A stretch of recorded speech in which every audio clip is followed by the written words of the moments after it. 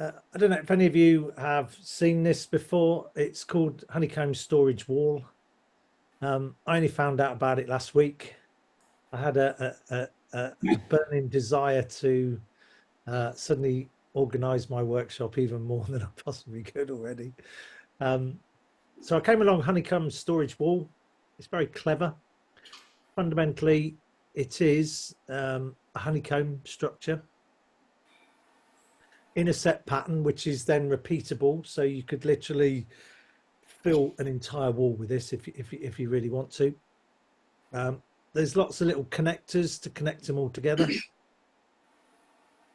The biggest mistake most people make is that they screw these to the wall the wrong way round and then suddenly unscrew them all and screw them around the right way. So if you ever do this, the thicker part faces you, okay? The printing settings, pretty good. It's designed to print at 0.3, but you do need 3 perimeters, okay? It's not vital, but they do recommend 3 perimeters.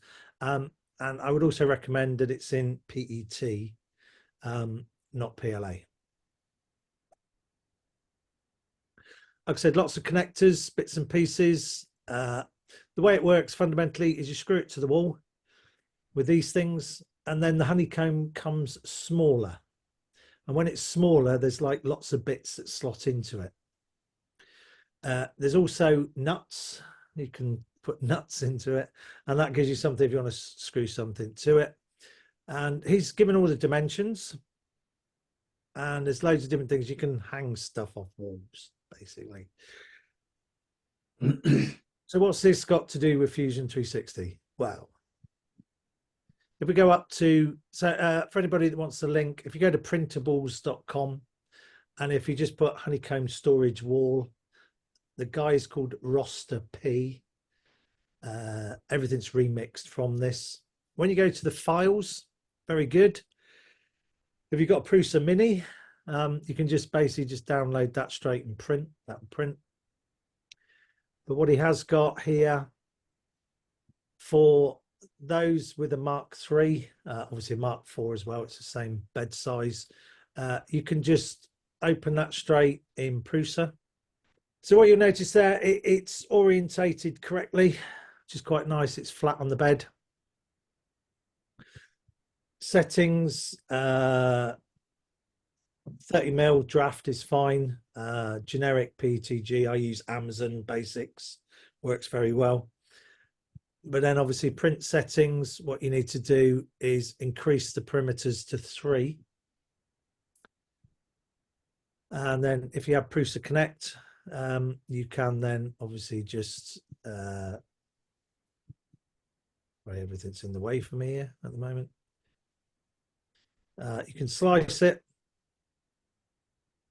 and that's going to take many hours, 3 hours and 46 minutes. You can just upload that and print straight to the printer. New thing, Prusa Connect. I've made a little arm thing for a camera. So if hopefully if I can stop sharing, and I'll just swap my video over and I'll show you what I've been playing with so far. I think that's that. So that is on a wall. I've only just started with this. But also, if I can, I've just realized that I'm very clever. On my printer, this is where it all goes a bit Pete's on. I'll drag this over here. I've actually made it just up in there, if you can see it, a little camera mount. And I've got it in there to keep all my tools and bits nice and tidy. So it's pretty funky.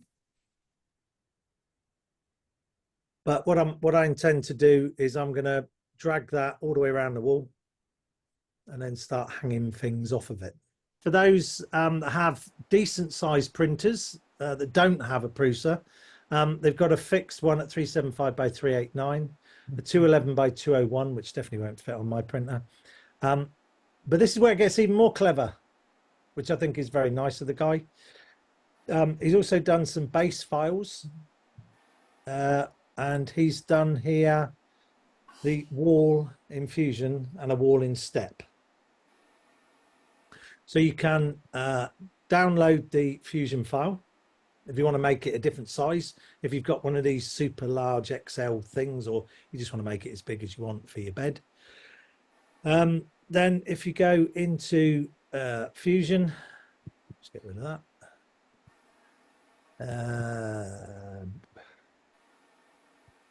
And then if you open,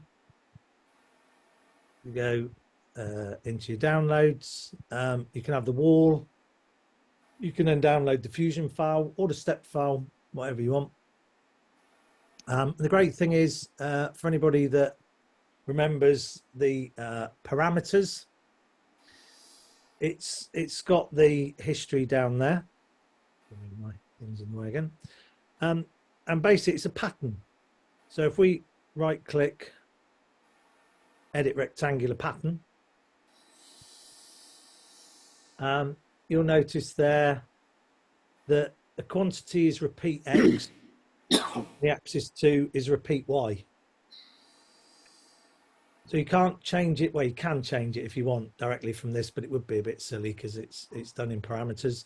So if you went to modify, sorry, let me just escape out of there because it's not going to let me do it, is it? So if you go modify and then change parameters, you will have repeat X, repeat Y. So if you change that to 5 and you change that one to, I don't know, 10. It'll take a while to do it because it's going to compute it. And if you change that to 10, you're just changing your parameters. You can basically create whatever size wall you want, and then obviously send that to your printer and do whatever you want. Now, obviously, the great thing with that, if you want to do cutouts, because it's in Fusion, you can make little cutouts, you can make light switches, and you can make all sorts of funky things because you're in Fusion. Where I read about the core components. So the only thing that I wanted to just I wanted to cover, which there's something I've only just found out. I didn't know this. So Russ, this might be a new one for you, but if not, you knew before me. Okay. So if you let's just open or download inserts empty step. So we download that. And then if we go into Fusion and we file, we open, and we open from my computer. So that was inserts, wasn't it? I've obviously already done this before. Inserts. Insert empty step. And then we open that. Now, here's something I really didn't know, and I've only just learned this, which is very good. Obviously, when you insert a step file, it stops capturing the design history. Now, previously, what I've always done is well, first of all, obviously, you'd save it because that would be the correct thing to do. But if you, I would normally right click and then I would capture design history, and we would start capturing design history. That would be my normal workflow. But here's a thing I did not know. There's a couple of hidden buttons in Fusion. Before you press capture design history, if you go up to, I can't remember which one it is, but it's one of these. Bear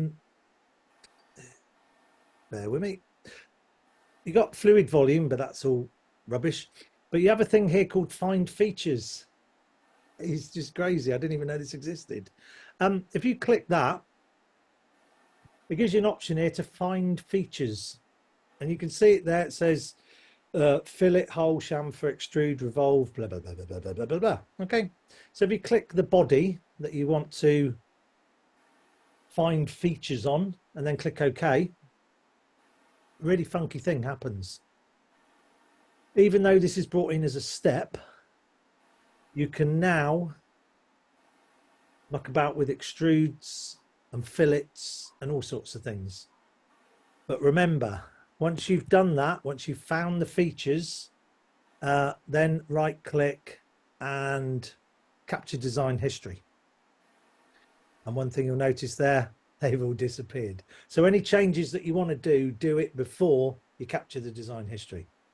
So that was a freebie. I didn't know about that. So there you go. Other than that, I think within here, it's got all the details, and in the files, you've got obviously all the wall files. You've also got like some shelves that he's done, the fasteners and parts for attaching hooks and objects. So they're all in there. But what I'm going to do is, as I develop things that I want to put on my wall, or if anybody wants to go along with the same idea and create the honeycomb wall and make some things to hang stuff off of.